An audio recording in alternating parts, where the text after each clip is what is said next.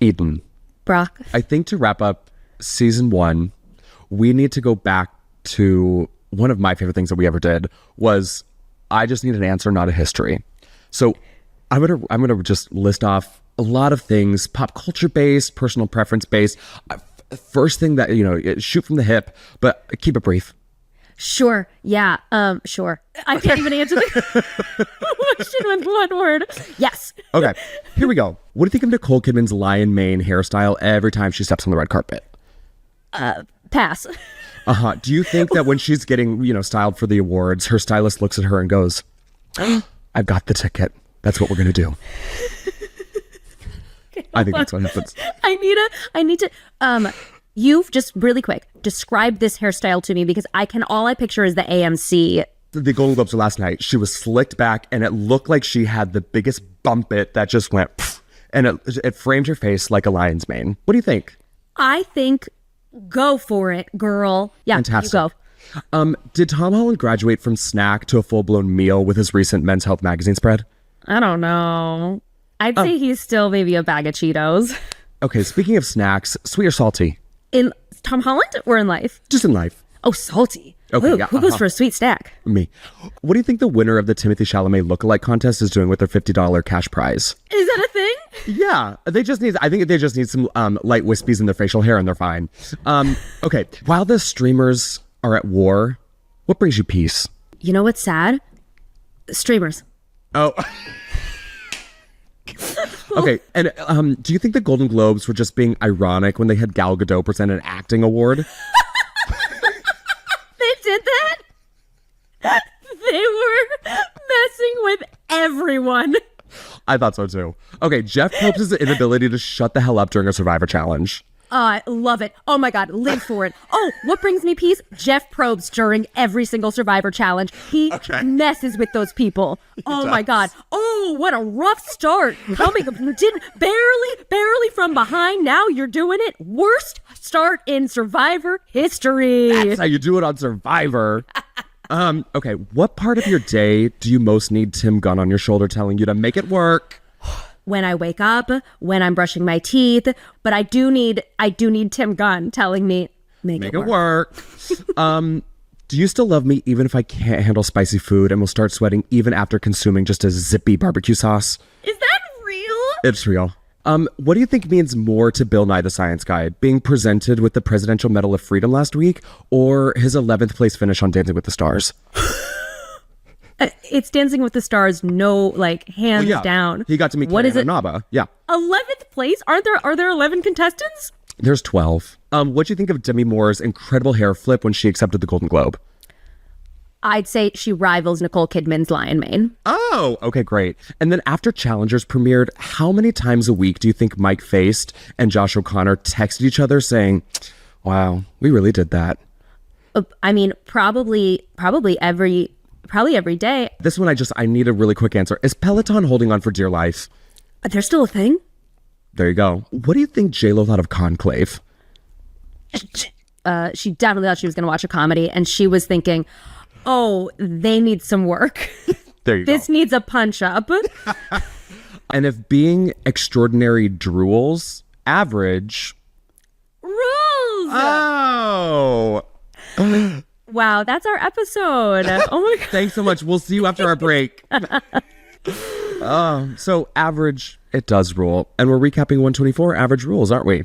Oh, yes, we are. All that and so much more. So let's get to middling. Welcome to Middling with Eden and Brock, where Brock and I break down an episode of The Middle each and every week. Brock, I'm a little giddy to see you. Sorry, go. I'm so happy to see you. What's happening, Brock? What's happening in your life? What is happening? We haven't seen each other since before Christmas. We're recording out of order. Christmas was good. Home was good. You saw me while I was at home. Oh my God, yeah. Have we? Oh my God, we haven't seen each other since Christmas? That's why I'm so giddy to see you. So New Year's was cute. Cameron and I went to this rich wedding downtown on New Year's Eve. Wait a second. Someone else went to a wedding on New Year's Eve. Whose wedding was it? Greer Grammer. And also Nicholas Holt was there. Marnie from Halloween Town, which is Kimberly J. Brown. Lauren Conrad was there. LC was at a wedding. And I've never, ever in my life seen Cameron freak out. Yeah, he's so calm. I can't imagine it. I was like, Wait, LC? Yeah, this is a different version of my boyfriend of 6.5 years that I've never seen before. He like had a moment because I think she's married to or dating someone who knows the groom. So that's why she was there. But like Jackie Tone was there. Greer Grammer, who I didn't even realize was there until I saw photos afterwards. I thought it was her wedding. Greer Grammer? No. Brie Cuoco, who is Kaylee Cuoco's sister.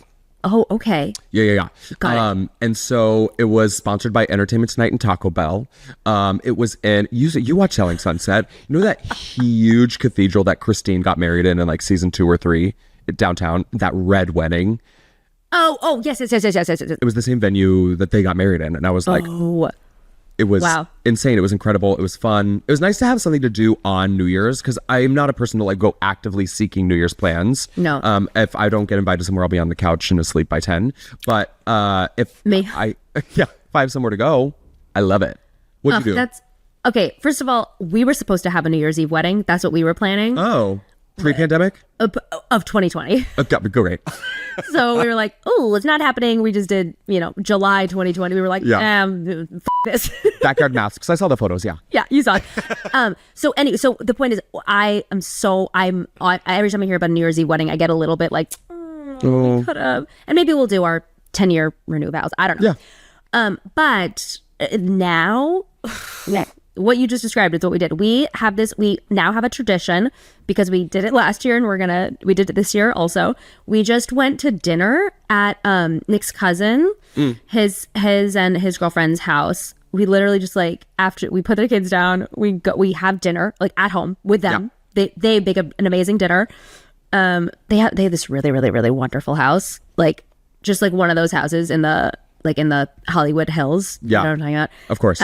They're very Hollywood people. Sure. We had dinner. We got there like 8. We left by 10:15, and that was it. Eyes closed at what time? Sleep mask on at what time? 11:20. Oh, love that.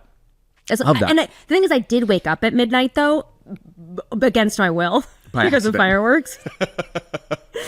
But it was a great night. I don't understand New Year's anymore. I think if I had a wedding, maybe like something I'd get back into it. But like, I'm so old. I'm 33. I had a birthday. I'm like, yes, you did. And you did nothing. I texted you and I said, I hope you got your wish and you did nothing. And that you did. Okay, here's the thing about my birthday though. Yeah.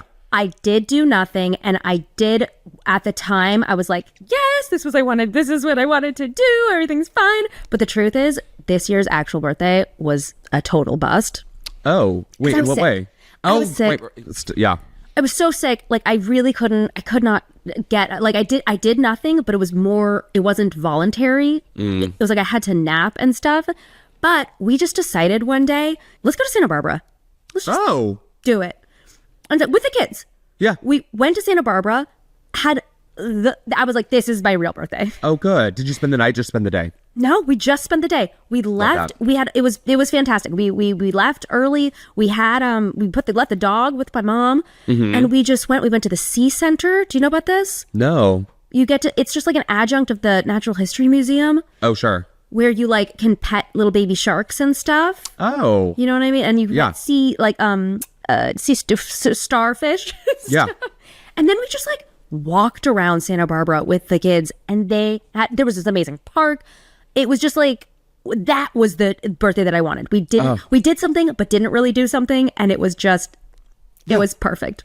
I love Santa Barbara. It's Cameron's family lives there. They live in Montecito. And so it's just, I feel like so spoiled because every time I go up there, I'm like, wow, this is your everyday. So it's nice to, go up there and even just, like you just said, walk around. Every piece of Santa Barbara is gorgeous. It really is. Yeah. That wharf, or the wooden plank thing, you know, when you walk up in that. And then the beach is right there, but you don't really have to be on it's just a good vibes, Santa Barbara. Yeah. Yeah. Eden, we have a little housekeeping. Yes, before let's we get into this episode. So as we've been saying these past couple months, this is our last episode before we take our little 4-week hiatus. So all that being said, if you're listening to this on the free feeds, the Spotifys, the Apple Podcasts of the world, we're gonna have some amuse-bouches for you. That's all we're gonna say. So you're still gonna have a little bit of content to listen to. Just tiny little things. They're not full-blown episodes, but just something to wet your whistle, Eden. I think it's gonna make them hungry. Yeah. Yes. Whet that palate. Gonna make them so excited for February 26th. Yes, that's our official comeback date. So we 4 Wednesdays will be off, but we're back on Wednesday, February 26th with a brand new episode that we're recapping. And Patreon, again, do not worry. You do not have to do a thing. Your billing cycle will automatically pause. You will not be charged for the month that you do not get what you're paying for. And it'll automatically pick back up once we start back up, the 26th of Feb. Love it. And during this 4-week break, we really, this is a new feature that we're so excited that we've debuted, but leave us a voicemail. So it's through this website.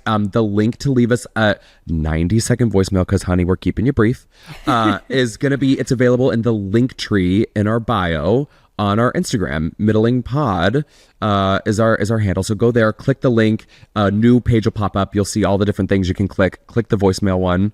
Leave us a message. Yeah, we want to hear from you. Anything, everything. Tell us, ask us your questions. Tell us what the middle means to you. We want to hear from you. We want to hear your beautiful voices. And 90 seconds, I mean, with me and Brock, if you could talk at the pace that me and Brock do, 90 seconds is a you could recap the whole episode. You could, yes, recap a whole episode.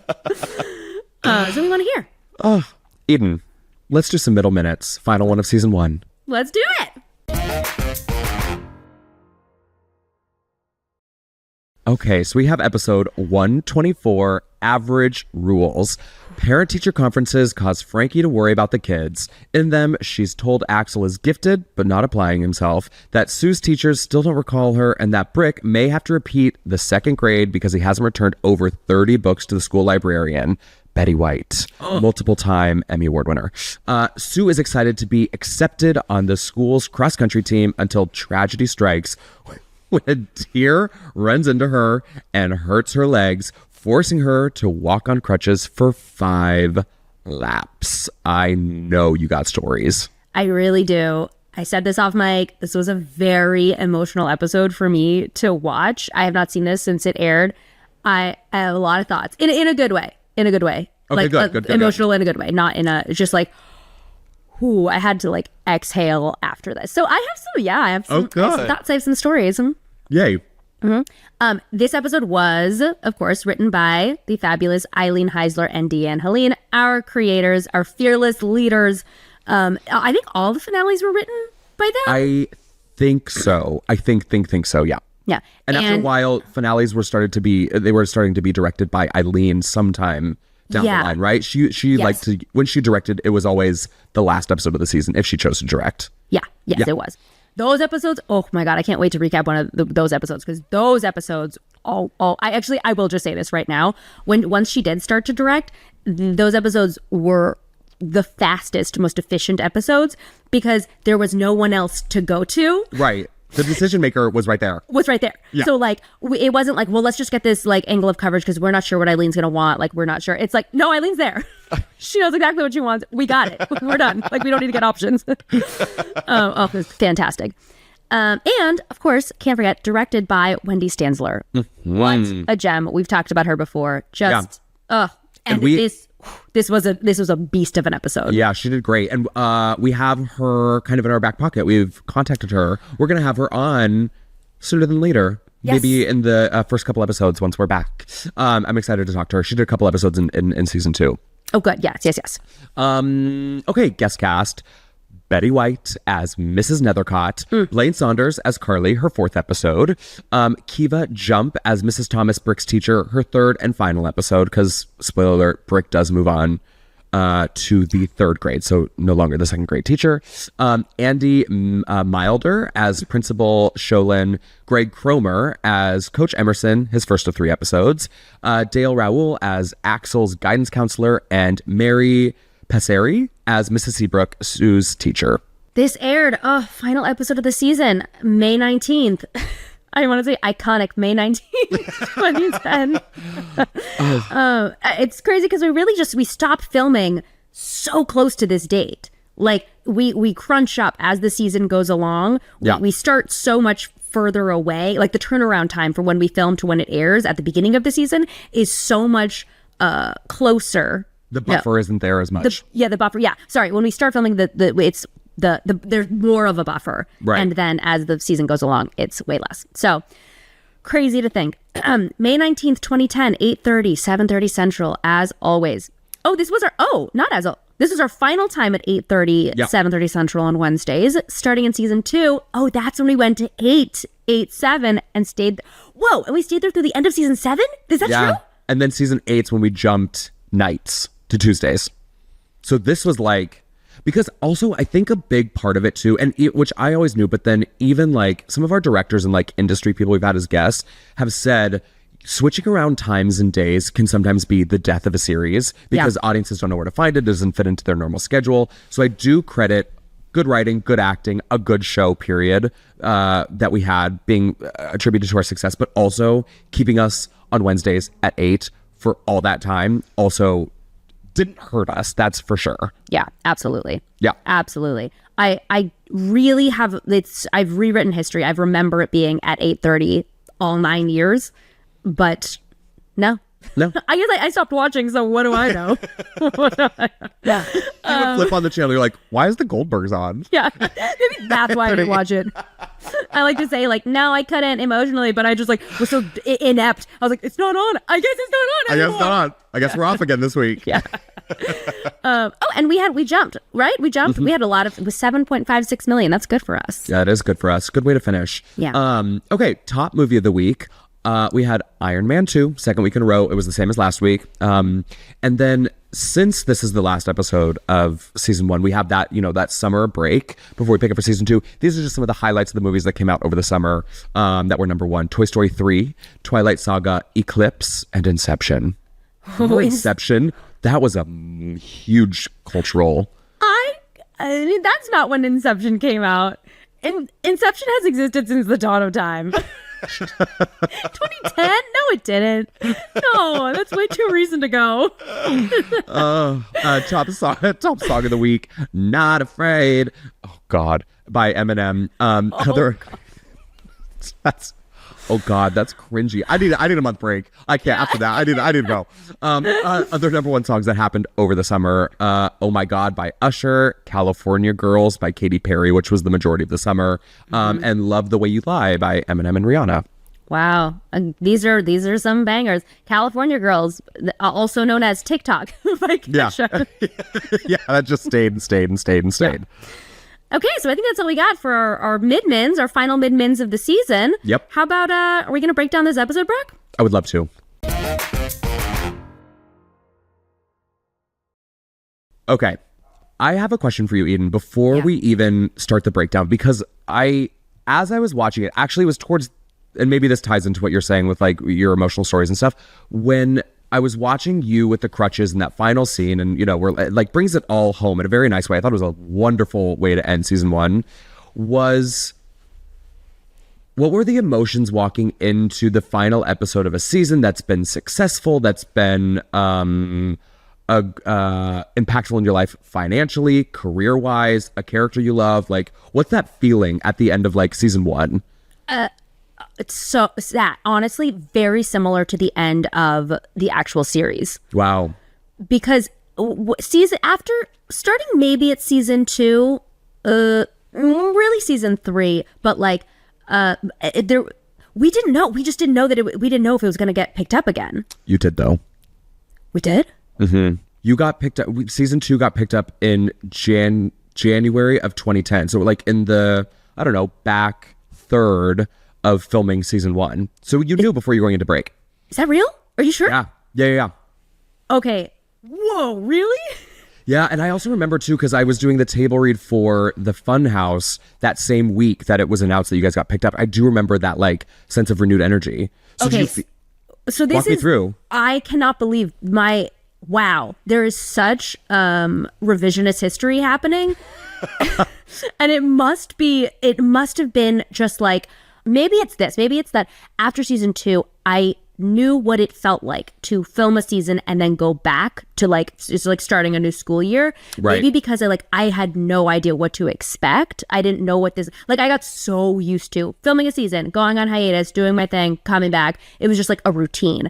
So there was no routine. And so I have no memory of knowing. I thought it was still really, but I guess it was still so emotional. I felt like I finished something that I didn't know I could do. Maybe that was it. And also that the episode itself was so physically and emotionally challenging. Right. It was like the most challenging thing I had done thus far. And we can talk about it as we talk about the scenes. Yeah. That it really felt conclusive in a way that I it's so conclusive that I don't even remember like knowing that we were going to come back. It just felt like we wrapped up this thing and I'll never get to go back to it. And I will, like, don't cry because it's over, be happy, smile because it happened or whatever. Yeah. Like it felt like that. Even though apparently I totally knew we were coming back, it really felt like, holy moly, like what did we just do? We just filmed a whole season. We just established a world. We just established a character. Maybe it was this like, oh my God, we get to keep doing this.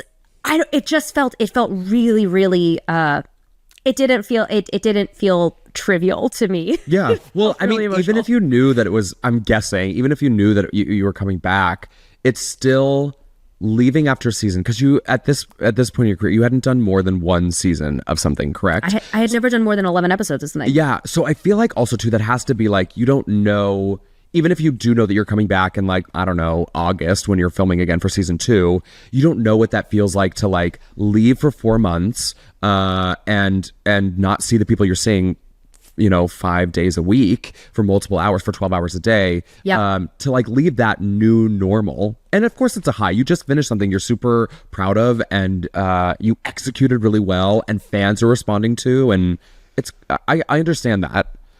Yeah, I think that maybe that's part of it too. Like I got so close with Charlie, for instance. It is the like, oh no, like, are we gonna, because I had done project, you just never know. When you do a project, you become like best friends with someone because you're with them all the time. You become, right. It's like camp friends. And then like, I don't know if we can say like, we're gonna hang out, right? But you don't know if you're actually gonna do it. And so like, it was a little bit scary not knowing like, oh God, what am I gonna do without Charlie? Like, right. What am I gonna? And then of course we did end up seeing each other a lot. We moved in next door to each other. I remember that. I rember that. It was like friends. Yeah. Like, we literally were, our doors, like he hopped over to my balcony. Yeah. But so it ended up being fine, but I didn't know. So, it's nice too, because I was also thinking like, kind of stepping back of like how TV shows function. It's kind of nice. Like I always think like TV show function, seasons always have an engine, even in a sitcom. Like you think of like, Friends, you just mentioned. Like Friends, it's always like the season 1 was, will Ross and Rachel, will they, won't they? Or like Rachel's pregnant, or it's like the lead up to the wedding for Chandler and Monica. Like each season has an engine. And what I didn't realize until this last episode is that you, Sue Heck, Eden Sher, you're the engine, because it's like she's trying, she gets something. And it has like we say, sitcoms don't change. You don't change in a sitcom, but in the engines, you have to have some nice conclusive tie up, and you are the tie up. I just Wow. got chills thinking about like how you are the engine. I didn't even think about that, but like all sitcoms, whether they're thin or whether they're like really in your face, they have an engine. Yeah, absolutely. I've never thought of it that way, and I'm like, ooh, I'm gonna get emotional now. Like I'm touched by that. Yeah. And I know that I can't take full credit. Like like a car doesn't work with that. Like you can't just have the engine. You need everything. Right. You need a driver. You need The accoutrements, the bells and whistles. You need everything. I'm just realizing we always compare sitcoms to like musicals, or like it's like comedy is music. But you know what? A sitcom is a car too. Oh. Like it is a train. Actually, it's a train. It's a train. Okay. Because it has to have an engine. Yeah. But it also needs a driver. It needs passengers. Yeah. It needs like a world. It needs passengers filling it out. It needs a world building it. Yep. But it doesn't needs a go conductor? off the tracks. It has to stay on the lane that they established. Stay on the tracks. Whoa. Oh my God. Oh my God. We did This is getting a little too heady. Let's break down the episode, shall we? Let's do it. Okay, so it's near the end of the school year, and Sue comes barging through the front door holding the coveted yearbook, flipping page after page, only to find that Sue's foot made it into the yearbook. And it will be revealed later, but that's not her foot. That's not her foot. That's not her foot. That was not a Reebok. We all know. That scene was genuinely heartbreaking to me. Like they did an actual really good job of making it really hard. Like Frankie then says in the next scene. Yeah. That it was heartbreaking, but like it was genuine. I was like, oh. I'm so sorry. But as I was watching it too, the trickiness that you have to play is like, you have to be like, oh, that's disappointing, but you can't go too far because Sue always has to bounce back up. So if you dip too far in your disappointment, you're never going to crawl yourself out of that hole. So I thought you played it quite well. I remember filming that. I remember being like, how much am I covering? Like how, because it's hard to, it's sometimes difficult. It's not difficult to play lying, but like, how am I lying or am I actually like, no, it's okay. It is okay. And I remember we did a few versions where it was more actual disappointed. I think they landed somewhere in between, but like I remember doing a take where I was fully actually like, no, actually like this is totally fine. Like really believing like I genuinely think this is fine. And and going too far in that direction also didn't feel right. So false. Of course, it's so false because it's just I remember then being like, there's no way she's still a human being. Yeah, you're still a teenage girl who wants to be in the yearbook. Yeah. I think it's the like, I really want to feel this way. Like, or I want to feel this way. So I'm going to sort of fake it. But so I'm not going to down in the, so I think, good. Yeah, if you did multiple versions. Good on me. Yeah, if they did multiple versions, they picked the right one because I thought it was fantastic. Yeah, I agree. Wait a minute. I retook that picture 3 times. I had 3 photos available. How did this happen? This is just not right. That's okay. I'm pretty sure that one in the candids is my shoe. I'll just get everyone to sign it by my shoe. Yeah, I'm pretty sure that's my shoe. So then, after Mike tries to assure Frankie that Sue's absence from the yearbook is not due to their lazy parenting, again, as a parent, I was just like, I've had that conversation with my husband where he's like, what are we doing wrong now? What are we doing wrong? I sent him a TikTok the other day that was like, we need to be using cash in front of them. Look at this TikTok. We need to be using cash in front of our, like, we need to show them what money is because otherwise they're not going to understand what money is. And he was like, no. We're okay. We're fine. Please stop. And what about the abacus while you're at it? Yeah. Yeah. So after Mike tells Frankie, it's not because they're lazy. Frankie and Mike meet each of the kids' teachers. Brick, this made me laugh. Brick won't move on to 3rd grade if he doesn't return his library books. Sue's teacher does not remember her. Is she African American? Do we look like she's African American? Does she have red hair? No, she doesn't. Blonde and sort of athletic looking? No. Is she African American? Do we look like she's African American?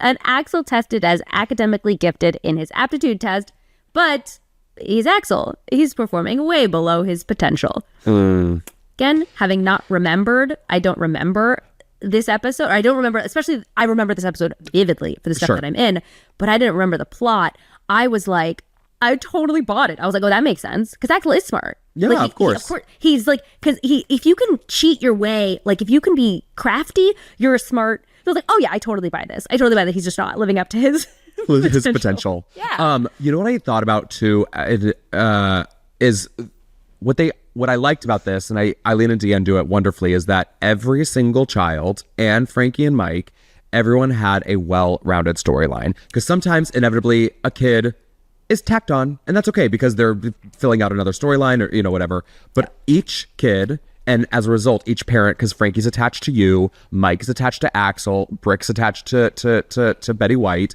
Every single Heck family member had a really wonderful storyline and arc, and I loved it. Yeah, and I honestly couldn't believe actually that Sue's storyline. I literally thought I was misremembering because the cross country thing doesn't even come in. I thought it was the whole episode and it doesn't come in till like halfway. And I was like, oh my God, are you kidding me? Am I completely misremembering? Is that the finale of season 2? I really thought this was season 1. And I was shocked. Like they really just, because they let it breathe in a way that, but it still fit into 21 and a half minutes. I know. Very impressed. That's why Eileen and Deanne were offered the show and ran it for 9 years. Yes, it's exactly. Great. Wonderful writers. Exactly. Okay, so at home, Mike and Frankie enter to find Axel snacking using his textbook as a plate. They tell Axel it's time for him to apply himself. And Frankie's determined to be the kind of parent she hates. She's going to help Sue make her mark. We pulled up the script Eden and I did, and there's a little bit of a deleted scene with Brick because he comes back. This is when Frankie tells him about what happened at the conference. And Eden, I think it's only right if you and I perform it right now. I completely agree. Could not agree more. Would you like to be Frankie or Brick? Frankie, obviously. Okay. I am Frankie now, so yes, Frankie. Okay, great. Okay. Interior, the head kitchen. We find Brick at the island reading. So, Brick, we had your conference today. They said if you don't return your library books, they're not going to let you move on to 3rd grade. Wow. Seems a little harsh. I think they're bluffing. Yeah, well, they seem pretty serious. You got to take care of this, Brick. Hold on. Yeah, well, they seem pretty serious. Sorry. Okay, hold on. Got to channel my inner Neil. Yeah, well, they seem pretty serious. You got to take care of this, Brick. You got to go to that librarian and straighten this out. Yeah, my schedule's pretty tight. A lot of balls up in the air right now. I might be able to squeeze it in a few weeks once my schedule frees up. Or tomorrow first thing. I'll move some stuff around. Because that was Mike. Mike threatened him right there. Yes. Or first thing tomorrow. That was Mike. Yeah. Great. So yeah, it's a cute little scene. This one had a lot of. I think we shot so much. Yes, there was a lot of deleted stuff. Yeah. I also what I liked about it, and it kind of hit me during this scene. This feels like a nice, at least from the Patty storyline, feels like a lovely echo of, and I guess even Sue to some extent, an echo of the pilot. Frankie wants to show up for the family, wants her kids to succeed, wants to be the kind of parent that is there, even though it's hard stuff. Yeah, exactly. That's the Deanne of it all. Yeah. The next day, Brick visits the librarian, Mrs. Nethercott, iconic Betty White, and her resentment is overflowing in a way that only Betty White could possibly play. Right. Oh God, so good. They really, I know this was a dream come true for, as it would be for any comedy writer, but like really for Eileen and Deanne, I think they really this was very, I think, emotional for them too. We should hopefully they'll email us and be like, yeah, it really was. But her resentment is overflowing because of the way that Brick mistreats her precious books, which I agree. Books are precious. So now she's holding his feet to the flame. Return all 31 missing books or he is not moving on to 3rd grade. And Walt Whitman's birthday, is the deadline. It is the deadline, and it made me chuckle. Oh, you're not going into 3rd grade. That's right. No fractions for you. No cursive. No field trip to an Amish farm. You think you can make it out in the real world without cursive? You can't.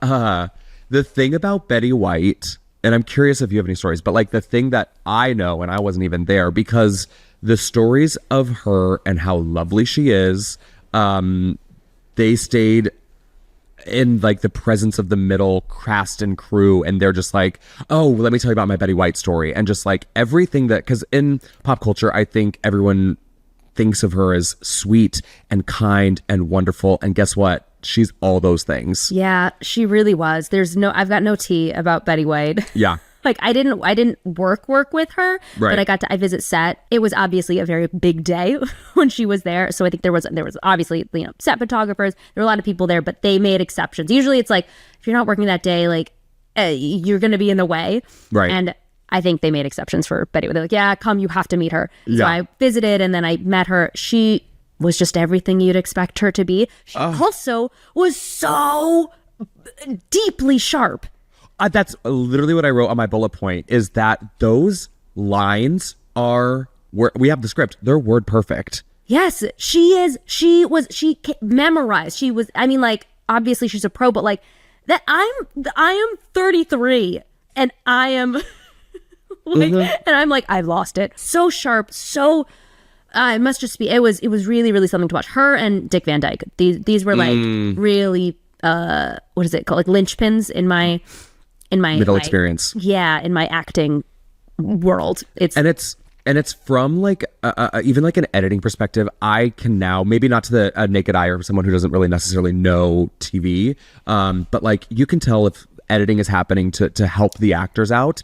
They did not need to do a single thing to help her out. She is delivering these huge paragraphs. They stayed on her. Her comedic turns were sharp and precise and perfect and nuanced, from like how she is with talking nicely to the little girl to her stiffening up and having her attitude towards Brick. It's really amazing to see. And the crazy thing is that I went and I looked, so I was like, when did this all happen in terms of Hot in Cleveland? It was this. And then she went on and did, I don't know how many years it was, 6 years of Hot in Cleveland as a series regular. Wow, Hot in Cleveland was after this? Isn't that crazy? Wow. God, they really, I don't think they could have gotten her again. Like, they really did such a good job getting her in this the timing worked out so well. Because I think Hot in Cleveland was 2010 as well, so I'm not sure, because it was TV Land, if they followed a normal schedule production wise or not, but I'm sure this was like back to back, like right before it would be my guess. Oh my God, Betty White and my queen, Wendy Malick. When's your episode? Do we know yet? No idea. Okay, good. We check every single day. We check Peacock every day. You guys, I'm on an episode of Night Court, and I don't know when it's going to air. I'll try to promote it before. But just keep looking out for it. Okay. Frankie's in full form. After a sit down with Sue's principal, Frankie races home to tell Sue the good news. Cross country is turning into a no-cut sport. She just has to go around the track a few times, and she's in. And Sue's ecstatic. I loved the arm move where you bang over everything on that messy counter. Imagine how fast I could go when I have complete use of my arm. I know. Oh, wait a second. I had a thing. Was it in that first scene? Okay, this is not, because I'm trying to think of like all of the things that I had to do that were like logistically tough in this episode. Yeah. And the weirdest one was, I think, the first scene that I was in where I'm sorry, this isn't related to the scene that you just read, but right. I think it was the first one where I come in with the yearbook. If you'll notice, I stop. I open the door. I think try to close it as soon as possible, as we discussed, because we don't want to see that weird backdrop. But I like pause to say my line, and then I keep running. And that was a maneuver that I think only could have happened after filming at least 23 other episodes, because I had to stop. Like, because I in rehearsal, I came in and just like, so fast, like boom, said the line, run, like, and they were like, we're not catching the line. Right. So pause. And I remember thinking like, this is so, okay, I gotta pause. I'm like pausing for 8 years here. Yeah. And it read totally normal.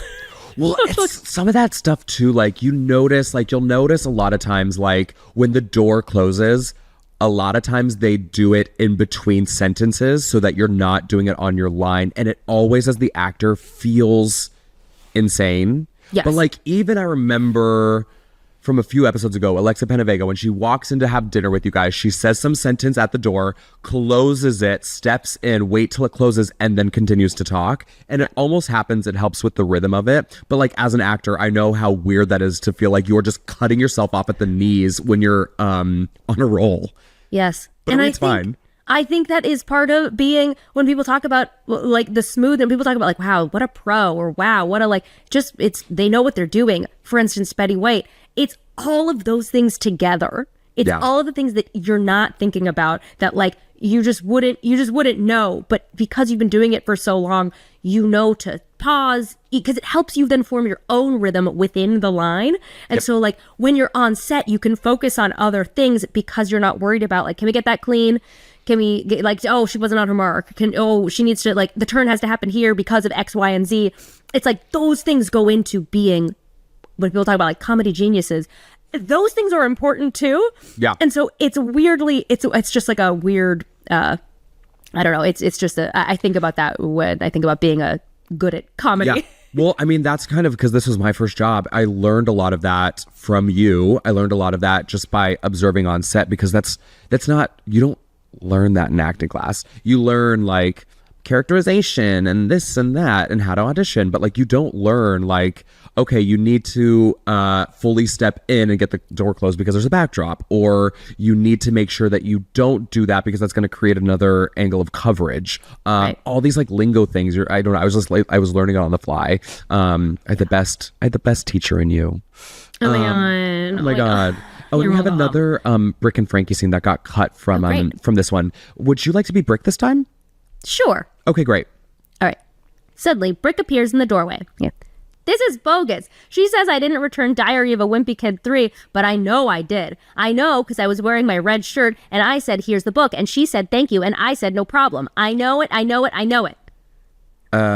Brick, as Frankie holds up Diary of a Wimpy Kid 3. Oh.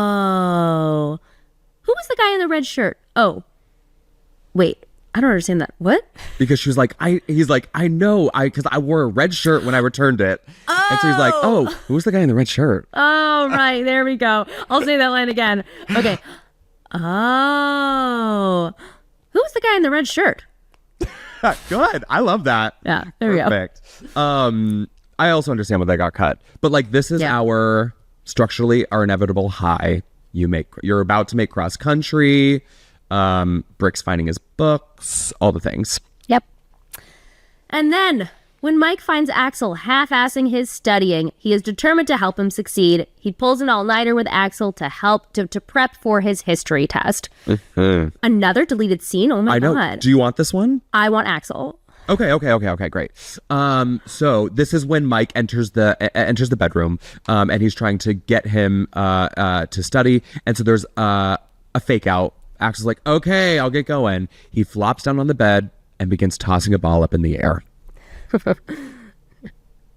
That's you. Oh, that's me. I'm Mike. So sorry. That's me. Take two. Starts tossing the ball up in the air. Mike says, give me the ball. Oh, who died and made you whatever? Axel throws it to him, but Mike misses.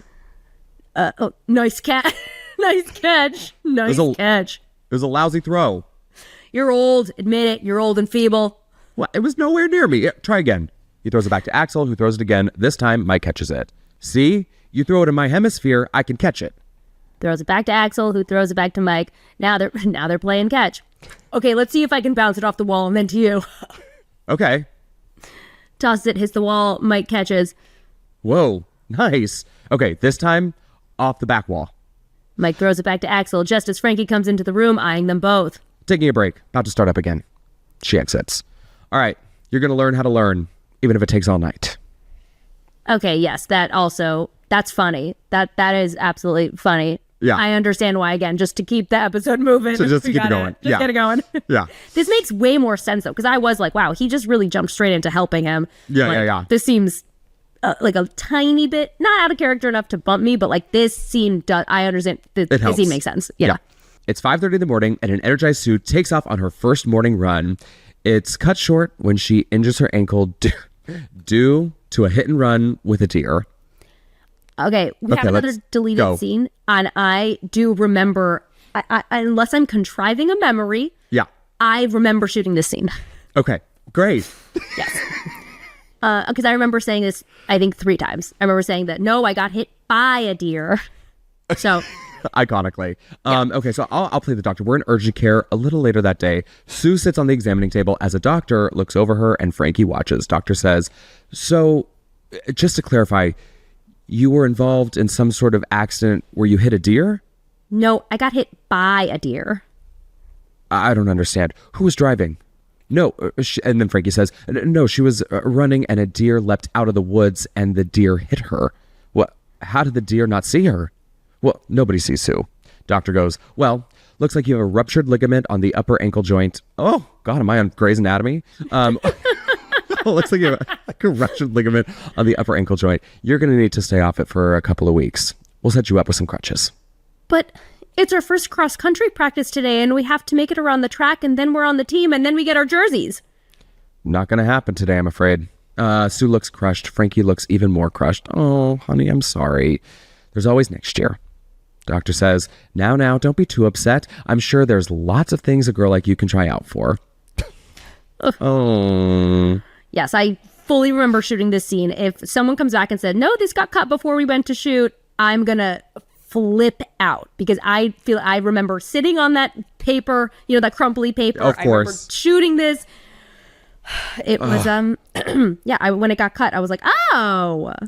Now, my question for you is the scene with the deer. Do you know, I assume there was no deer with you because it was 2 separate shots. You never see it. Is that an actual deer that they shot at some point, or is that like footage that they pulled from archives of Warner Brothers? I'm pretty sure there was a real deer on set. Oh, really? Yeah, wow. I'm pretty sure. I think I remember it being there. Obviously, we did not shoot together. I never got to work with the deer. Oh, you were so sad not to work with Betty White, but you were even more sad not to work with the deer. That's exactly what I said. I called my agent. I said, change this. But yes, 2 icons, 1 episode, and I got to work with neither of them. Correct. But I did get to be on crutches. So it all works out in the end. So moving on with the episode, in spite of Sue hobbling around on crutches, the cross-country coach, who was fantastic, what a funny guy, what a great actor. I love Greg. He's great, and he was in everything. He is in truly everything now. Yeah. Greg, the cross-country coach, tells her she still has to go around the track 5 times to make it onto the team. When he doesn't remember her, Sue puffs up her chest with a newfound determination. Sorry, do you have something? No, please. I was just going to talk about how cute Greg Cromer was. I know, right? I know. I was like, ooh. Yeah, he really... And I remember I even remember on set being like, oh, this guy's not going to be funny because he's very good looking. Yeah. Oh my God. He was so funny. Yeah. I would absolutely have a crush on Teacher because athletic shorts and off-brand sneakers, it does something to me. And he wore them really well. He did. Oh, he's perfectly cast. Okay, I have to say, again, it really got to me. It was really heartbreaking when he said the thing, when he was like, you think you can just come in here, not try, or whatever. Like, that's not how this works. And I was like, oh, I felt so enraged on Sue's behalf. Like, you have no idea how hard. How dare you say the one thing that she does? That she, like, this absolutely is not Sue. Mm-hmm. And then, I didn't see it. I forgot until that moment. I forgot that I Had You for Math. I remember that was, I think, one of the first times they did they did this a lot, where they had Sue go to leave and then like shoot her from no. It was nice to meet you.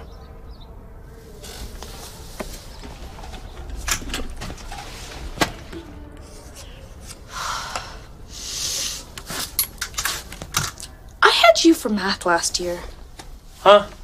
You didn't just meet me. I had you for math last year. I am Sue Heck, and I had you for math last year. Vindicated, but also leaving whoever's on the other side just so confused. Yeah. I had you for math class. Yeah. So good. Brick's back with Mrs. Nethercott, and he's returned all but one book, a big book, an atlas. And Mrs. Nethercott is sticking to her guns. No atlas, no 3rd grade. But Brick smarts win again. He checks out the same atlas from another library and returns that one to Mrs. Nethercott.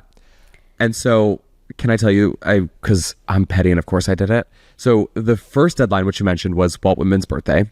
Mm-hmm. And she said the second deadline to bring back the atlas was Sir Arthur Conan Doyle's birthday. Guess whose birthday is earlier? It's Conan Doyle. Walt Whitman is on May 31st. Sir Arthur Conan Doyle is May 22nd. Why did they do that? That seems like something so easy to fact check. And I did. It was just a quick Google. But I was like, let me look. That's let me look. Crazy. I can't believe they did that. Oh, wow. Oh, my God. Elena Deanne, explain to us. Come on. Caught guilty. They're like, no one's going to look that up. Oh. We also didn't think we were going to have a rewatch podcast, but here we are. Yeah. I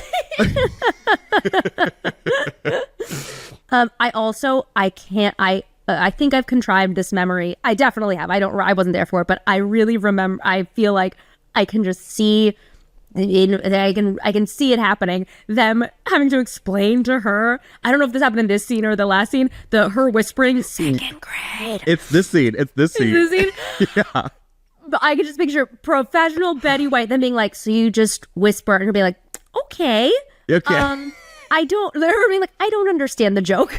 Like, no, it's a reference, and it's something that he does all the time. And they're having to be like, you have to look down, right. And her like, okay, I'll just do it, I guess. With such commitment, because also too, she whispers, and then her eyes pop up in that like crazed evil look. It's phenomenal. Otherwise, see you in second grade. Second grade. Okay, so now we're wrapping it up. When Axel comes home, Brick, of course, deduces that the guy who sits next to Axel, Alan Hung, a perfect student, had their scores accidentally switched. Guess Axel's not that gifted after all. Yeah. Yeah. Oh, we had such hope, and I guess we're back to reality. We're back. Okay. And here it is. This is the one I can't wait to hear all about. I have so many questions. Okay, so after a call from Carly, the Hex race to the track to see a weary and exhausted Sue in her final lap around the track. Crutches, rain, and grass clippings don't stop her. With the support of her family and fellow students, who sometimes call her Barb, Sue finishes. She finally made the team. And in our final voiceover of the season, we see the Hex celebrating their very average, very middle life. Okay. Tell me everything. Okay. With everything that was shot at me, it was like, it was coming back to me. Like, I didn't remember the grass clippings until it happened. So those crutches were genuinely, if you've been on crutches, you know, like, they're hard to walk. They're not easy. No. And I remember going in for rehearsal. That track was big. That was a real track. Yeah. And we're being like, okay, but we're not gonna, like, how, okay, yes. Like, and I was so excited. I am the most game. Like, you can say a lot of things about me, and I, in my real life, can be so lazy about so many things. But when it comes to a bit, when it comes to a physical comedy bit, I'll break all my bones for the joke of it. Like, I am game, I am athletic, I am, like, I can do it. And so we went in for rehearsal, and I get on those crutches, and I'm like, yeah, nice. I do Pilates. Like, great, let's do it. This is going to be so fun. I did it, and I was like, okay, great take, guys. And they were like, great, let's go again. And I was like, okay, go again. Great, let's go again. I was like, okay, all right, let's go again. Can I get just hold on, I just need a tiny break. Because also we had daylight. Like, we had to work with, we were on a time crunch. Yeah, and you can even tell towards the end of the scene, the sun's starting to go down. You can tell. Oh, 100%. They were like, well, we can do it because of the rain. We'll make it, like, we'll make it work. It'll be grayer. It's fine. We go in for, again, more coverage. We're like just doing more coverage of the same bit. And I remember thinking, like, we haven't even gotten to the stuff, like the actual stuff of it. They were like, and I remember them, like, I don't ever want to be the one to be the holdup or to be not game. And so when they just don't want to have to worry about the actor of it all, Right. And so I didn't want to be the one to be like, they were like, let's just go again from the top. And I was like, I actually, like, this is difficult I need a little bit of a break. And like, makeup was coming in because they had to like even Nick, who was watching it, was like, that's not real sweat though. And I was like, makeup was coming in being like, you know what, you're good. You know what? They have the spray bottle at the ready, and they said, we're fine. She's good. Roll. And then we got into all the stuff territory, the rain and the grass clippings and the whatever. And that's when it became really tricky because we couldn't reset. We couldn't like unwet me. Correct. We can like get some grass clipping. We can like, get some grass clippings out of my hair. But once it's there, it's there. So we had to shoot each segment. And let me tell you, everyone, because everyone was there in the scene, but it really was just me alone. Yeah, I mean, you don't see everyone all together until that literal, like, last moment. Yeah, and it genuinely felt, because we had to film that whole sequence really in order because of resetting the issues. Not issues, but just because of the way it was, set up. It genuinely felt like when I won, it it was the most, at that point in my life, it was the most physically strenuous thing I have ever done. And when, because we couldn't rehearse with the rain machine. So I remember I was like, I have one chance to get, for like going from completely dry to the rain starting and being wet, you can technically probably shoot that a second time. It would be a huge reset. It would be like, it would take me, half an hour to completely dry off, reset and whatever. And we're battling daylight. Right. So like, you pretty much have one chance. You got to get that right. Get your reaction right. We got to get the right angles of coverage. Like everything has to go 100% right. So there was a lot of pressure. My armpits were genuinely so chafed and hurting and raw, I'm sure. Yes. And they had already established my outfit, and they did have doubles on hand, but like that was just not, I don't know. It was not the outfit. Like I wasn't wearing jeans. It was this weird thing where like I didn't want to be too weighed down, but it also couldn't be anything that was like obviously see-through. Like it had to be comfortable, but they couldn't have me be in like spandex leggings, which were waterproof. It was just like, I was so cold when that rain machine hit. I was like, oh, I'm soaked immediately. Yeah. Because like even in LA, it doesn't start to get warm until May, June-ish. So it's still probably like, I don't know, 60 degrees when you're soaking wet in LA. That's chilly. It was cold. And also, it was just cold, even if it was like a little warm. It was cold water being just like shot, like sprayed onto you. It's not like real rain, which is easy. Like real rain, even if it's a downpour, it's still coming from like it's even. This is just like a hose. And I do remember, and I was like, ooh, I think they did use this take. I sort of covered well. I remember the first time the grass hit my face, I laughed. Really? Yeah, I broke because it was just so shocking. We didn't rehearse with it, and I thought it was very funny. I couldn't help. I broke, and I was like so tired at that point. And if you look, you can sort of see me smile a little bit. Oh my God, I have to go back and look. Yeah, it's really, I was like, sometimes it's fun, or like when you break, it's sometimes like, oh, but in that situation, I was devastated. I was mortified. I was like, oh my God, I can't believe I ruined this take. Oh God, it was so high pressure. The whole thing was just like, oof, my God. And then yeah, by the time we all started getting soaked, and that was the funny part, because I had already been soaked for a while. Right. And so when everyone started getting soaked, everyone was a little bit like, oh God, we're in this water, but nobody could really say anything. Nobody could complain more than I was complaining. Right. I feel like I remember Neil just being like, this is a lot. Like, this is can we speed things up? This is cold. And just being like, well, I can't really like, and I think then they were trying to be like, she's been in the water for a long time. Like, can we get this going?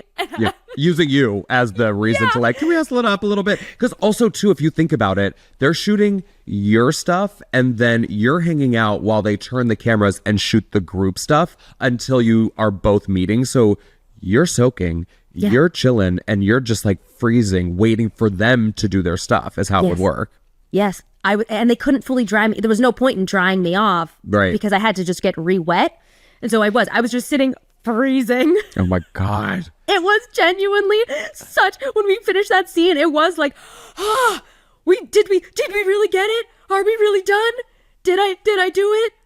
Oh. And it was it was a beast of a scene. Do you remember, was that when in the work week that was? Do you remember? I don't. I want to say it was Friday, but I think of it as the last, like one of the I think the last day of shooting. I don't think it was though. I think that dinner table, that round table scene was actually the last. Oh wait, which really was the last of the episode? Yeah. Yeah, I don't think. I think it might have been a Thursday. Sure. It feels so final to me that I'm like, yes, it was a Friday, and that was it, and then it was the end of the series. But I don't. It might have just been a Tuesday. I don't know. Sure. Yeah. Well, I think like it just overarching looking at it. I can't believe we're done with season 1. That was such a satisfying way to end the episode, to end season 1. And I love that it was your storyline that kind of made me feel that way. Yeah, me too. I thought it was a really it was earned. It was earned. Yes, absolutely. Felt earned. Absolutely. It was 24 episodes worth of earning. Eden, fabulous episode. And when we come back, we've got a handful of listener questions. Yeah. So since this is our last recap of season 1, instead of answering one question about one particular thing, we wanted questions about all of season 1. Yes. And so yes, we have yes, a bunch yes. of questions. A bunch of questions. We, a couple days ago on Instagram, as I'm sure a handful of you saw, we were just like, we sent out the bat signal. We're like, send us your season 1 overarching questions that you have for Eden and I. And these are them. All right. So number 1, what was our favorite episode to film from season 1 and favorite episode that we rewatched? That's a great question. Brock? That's a good question. I was only in 3, but I'll say I think the one that I have such fond memories of from a filming perspective was just my first episode, my first scene was the introduction scene with you and to Patty and Neil. Like that is one of the most ingrained scenes in my mind. Yeah. So I like that one the most of my the 3 episodes. But my favorite one to watch, a handful come to mind, but I loved the yelling. I think Patty is in full form, and I remember laughing the hardest when she's trying not to yell and she's trying to be calm, and it all comes crashing down. And she goes, "Hold this baby." So I think my favorite line from season 1. Yes, 100%. 100%. How about you? I would probably say it's honestly, like, it's not just because this was the finale. It might have been. Answer for both might have been the finale, this episode. And if not that, favorite episode to film might have been Siblings. Oh, sure. That's a good one. I forgot about that one. Yeah, that was just because that all the ones where it felt like each one sort of solidifying like the bonding of us as a cast are very special to me. Mother's Day for you, I'm sure, then as well. That whole bedroom scene. Yeah. 100%. And then probably I'm trying to think to watch. I think actually Worry Duty. Maybe that was my favorite to watch. I love being the punchline. I love coming in, coming out for that strong punchline. Get out. I'm not part of this storyline. I'm just here for the the button. Sprinkle. Yeah. Here we go. Love that. We had so many people who asked us that. Jen asked, "What has been the best part about rewatching season 1 and taking this journey?" Ooh, little deep. Ooh, that is. It's hard to pinpoint an exact one, like what's the best part of it. It's just been I think the journey of itself, like going back, it's such a time capsule. It's really, really not many people have home movies from when they were 17 and 18 that they can just rewatch and be like, oh, like if you were in college when you were 18, you weren't recording yourself in classes and with your friends. Like you don't have you just have the memories of it. Yeah. This has been a bizarre thing going back and be like, oh, these are all of my memories. Yeah. It's crazy. And it's nice to have distance so like you can re-remember things as well. That's such a specific feeling where you forgot, but then you remember because you're being refreshed through all this. That's what I'm liking. Yeah. Krish asked, was there a theme within the episodes that appealed to you after rewatching?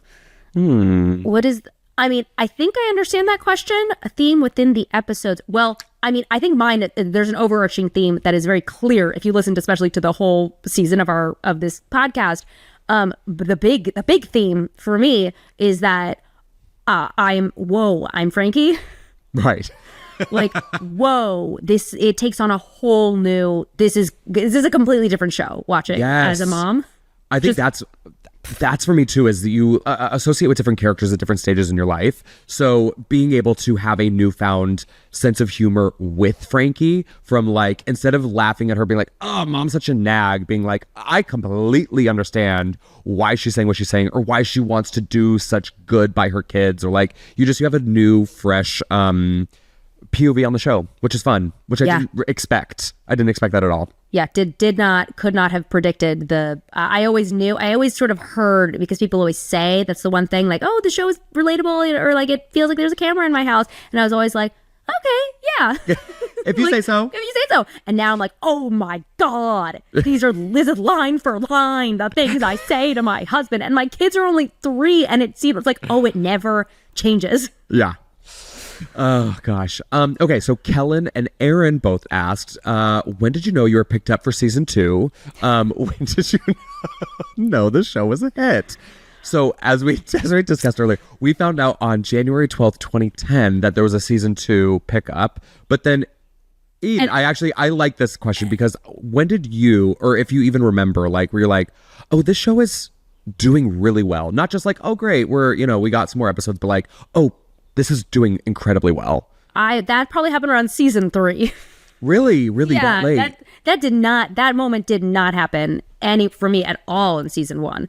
I didn't feel like this. I was like, we're on a show. Like, yeah. I think because also like when you're not on a show, like, because we premiered the same year as Glee and Modern Family, where they really were like smash hits. That I think it makes it difficult to like in a good way to think of yourself as anything other than just like a show that seems to be getting a good response on the air. Yeah, like that's it. That's all that I felt from it. I wasn't disappointed. I was like, I have a job and I like doing it. I have a job that people seem to like. The people who matter enjoy it, and that's kind of was like all you can ask for. But so like, no, I didn't think of us as a hit. Also, when did we find out we were picked up for season 2? I found out January 6th, 2025. That we found out in January. The middle of shooting season 1. Yeah, I really that is thought so we funny. got picked up in like June. So I don't know. Do you remember? Did you get recognized as an actress in public before the middle? Occasionally. Okay, because I was wondering. I was like, did you? I didn't know. I don't know if like you remember the first time being recognized. Yeah. I can only imagine like that first fan interaction. Like, I love Sue. It feels so specific. It's really, really, really specific. It's very different from like, I remember I was at a party in high school and someone was like, you look just like that girl who was on that show Weeds. And I remember being like, oh, I am that girl. And it was like, oh my God. And they were like, oh my God, that's so cool. Wow, you're a celebrity. And I was like, well, let's not go crazy here. But also, you're in LA. There's probably 3 more famous people at that party. No, that's the thing. Not if you grow up in LA. This was like a high school. This was like no, there weren't like celebrities. This wasn't like a Hollywood event. This was like, a rager at someone's house while their parents were out of town. Sure. Like, no. But it felt cool. But yes, once people, honestly, actually, that didn't really change. People were like, you look like that girl on that show. Sure. But it was that was when it actually started, and it was bizarre. I'm sure. But it was nice. Yeah. Okay, Megan asks, guest star who taught you the most or helped add to your skills. Ooh, this is a great. I think you said Patty Heaton, but I'm curious who came in other than Patty, because obviously Patty, that you were like, I learned from them. Marsha Mason. Marsha Mason, 100%. There were a lot throughout the series. If we're talking just season 1, it was Marsha Mason. Yeah. Because she came in and she was funny, but she was the first, I feel like, actor, like thespian, who came on, and I was just like, oh, I'm getting comedy lessons from they're all good. Patty, they're all good actors. You have to be a good actor to be a good comedian. Right. But like, I feel like I was really learning how to land a joke and do it authentically with Patricia Heaton. And Marsha Mason came in and I was like, oh, that's how you also play a character. And it was like, new level, new element. Ooh, I love hearing that. That's so good. And then Megan also asked another great question. She was a double dipper. Said, I like this. It's a business question. Does your pay go up after getting a second season? And the answer is yes, with an asterisk. There's like built-in bumps, but no. There's you didn't get a bump. A 1.5% cost of living increase. Right, there you go. That's your bump. But then you get to renegotiate your salary at the end of season 6. Well, it depends what you have built into your pilot contract. We had end of season 6. I think maybe some people have season 3. You can renegotiate before then. I'm sure I would think the Modern Family people or like if your show's a huge hit, I think you can get away with like, actually, we're going to renegotiate now. But no, we got paid the same as it was. We got paid the same. I got paid the same as what I was making in the pilot for 6 years. All right. Lauren asks, what advice would you give your season 1 self? I have no advice. Here's what I have for you. Here's what I have for you, little baby Eden. Calm down. I remember You're fine. Our first episodes, even of this podcast, every single record, you're like, I thought I was going to get fired. I can't, that's what I would say. You're not going to get fired. You go on to do great things. You're on for the whole time. Yeah. Nobody hates you. You're doing okay. Oh, that's Calm sweet. down. Yeah. I like that question. That's a good answer. That's a really good answer. I would say trust your instincts. Because I think a lot of times, at least I'm wired in such a way to, even now that, or especially that before I was like, oh, this is what it says, this is what I have to do. When it's, no, a good person fills in the gaps and then some. Add that little decoration, add in the you, which is why they hired you. You know what I mean? Yeah. I think like Totally. giving that little extra, you don't need to do exactly as they say on the page. Do what they say on the page, but then also bring that extra X factor, which I eventually learned. I learned that from, I didn't learn that exactly from the middle. I had that moment and it like went to the middle, but I actually learned that exact thing. I had like the actual like one moment I can point to while recording my cartoon, Star versus the Force of Evil. Yeah. That was definitely, because I remember having a really hard time with, like, when I listened back to when I watched those episodes of that cartoon, the first few episodes, I'm like, God, I was so stiff. And I remember just being like, I have to read exactly what's on the page. And the cartoon is a little bit different because they didn't want it to be, it didn't have to be word perfect. Right. It was like a board driven show, which I could talk about, but that's not what we're talking about. And I remember them say, I was like trying to do this one spell, I was a princess speaking as well. And I was doing this one spell and I just wasn't getting the vibe because it was like a whole speech line, whatever. And then they were like, okay, I think we got it. Can you just do one more like how you would do it? And you're like, the light bulb turned on. Truly. They were like, don't worry about the script at all. Don't even worry about it. Just like, how would you say this whole big speech? Because like, you're pretty goofy. You're like a goofy. I was like, wait, they were like, don't even think about it. Just do it how you would do it. And I did it. And they were like, perfect. Can we just do that from now on? Wow. That's a good thing to have. I know. And I was like, I never thought like that's, what a weird note to give that was perfect. Like, do it how you would do it. They're like, ow. And so changed everything for Sue also, where I was like, oh, like you said, trust your instincts. My instincts, I'm fine. I'm good. I'm funny. Yeah. Because it's not just, there's a lot more to it than just reading lines. We could go into a whole like spiel, but yes. There's more than just coloring within the lines. There's decorations you can add and do and bring the texture to it. Yeah. Okay. So then Mary asked, I love this one. Eden and Brock, did you two know right away you'd end up being BFFs? Oh, truth? No. Yeah. I was about to say, like, truthfully, no. I didn't. Absolutely not. I didn't know right away. I mentioned this to hope. Yes, I mentioned this to Brittany and Natalie when we did our bonus episodes for the Ehlerts when you were filming. But I was like, there's one moment that I do remember clicking with you in terms of, it was season 3. It was after you dove over the phones and you showed me that thing on your phone, and then in that same breath, because it was my first episode back for season 3, I think, and like you like lifted up your shirt and you're like, oh my god, Brock, I have to show you this, and you showed me the bruise on your side, you like showed me the thing, and I was like, oh, this feels not just like, hi Eden, good to see you, let's do our scene, can we run it a few times? It felt like that was the first moment that at least I remember where I was like, oh, we're having a little bit more of like a conversation outside of worky things, or just like, how's college, how are things going, how's school? It was like, oh my god, wait, you're the person I want to show this to, come here really quickly. And that's to me what I remember stepping outside of just talking about work things with you, which felt really good. 100%. I don't remember what season it was in. It had to, I mean, you were in college, so had to have been, but I remember you texted me about a frat party. And I was like, this is, I remember laughing so hard, and I don't know who I was with, but they were like, who are you talking to? And I was like, Brock. Brock. He did something crazy. Did some weird like Jello shot or like he's with a group of wild.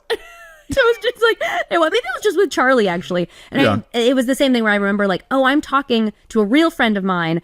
It feels like I'm talking to a real friend of mine about a real friend. Another real friend. Oh. And that's when I was like, yes, we're friends. I would remember that probably because I went to a frat party and probably did a keg stand or something. Yeah. But honestly, though, and I truly mean this. You and I have been great friends, but like to me, I think we're in like our stride in our friendship right now. I love spending all this time with you. I really love spending all this time with you. One thing I will say about our friendship is that I knew from the beginning, or knew from at least your second episode, that you were someone who I felt profoundly comfortable with. Whether that translated to like a real friendship outside, or it just would translate to a really wonderfully comfortable like work relationship. Right. You were someone I felt immediately at ease with. I could say anything to. I'm a weirdo. Like we're all weirdos. We all are, yeah. We all are.